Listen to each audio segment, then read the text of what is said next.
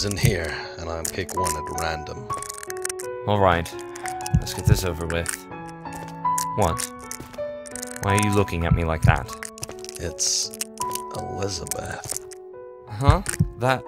That's not possible. William, you know the rules. Elizabeth must be the next sacrifice. Please.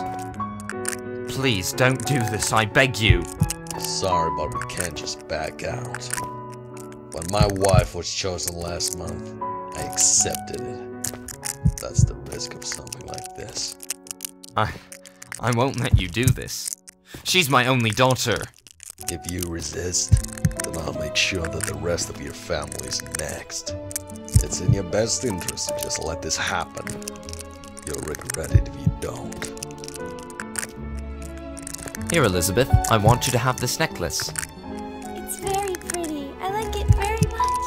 Thank you, Daddy. It's for your ceremony in a few days. I want you to look nice. You'll be able to leave soon, Elizabeth. Just lie down on the table and drink this. After I finish it, can I go home? Yes, of course you can, dear. This will only take a minute.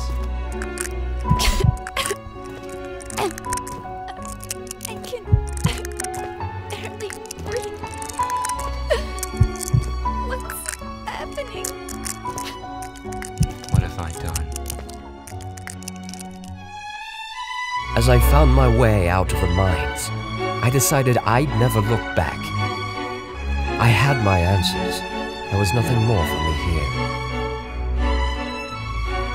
I wandered along the road for almost a day before stumbling upon a carriage. They kindly took me back to London.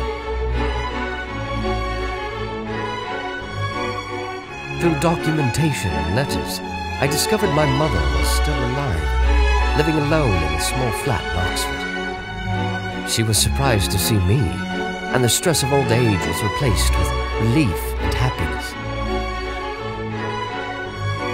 She took me to Elizabeth's grave, in a town not far from Crescent Village. We stood there in silence. All was well. At least, until the nightmares started again. The dreams, they didn't stop.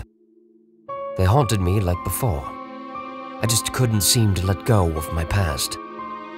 There was still something I had to do. There was something I missed.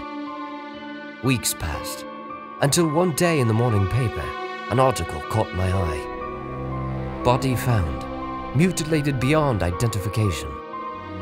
The location was near Crescent Village. They were hungry. There were no sacrifices for them to feed on anymore. I realized what I had to do. I pushed for the reopening of the mines in Crescent Village, claiming they were still rich with materials. The newly reopened mines attracted many workers and their families, desperate to make some money. Crescent Village was populated again. I started bringing the demons their sacrifices, one by one. It was difficult at first. I remembered what the man from the mines told me. The end justifies the means.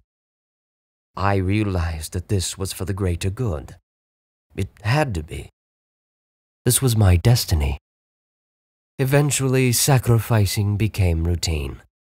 I started staying to watch the creatures feed upon their victims. Such elegance in the way they would tear the flesh, such beauty when the blood flowed out in streams. They were satisfied. And oddly, so was I.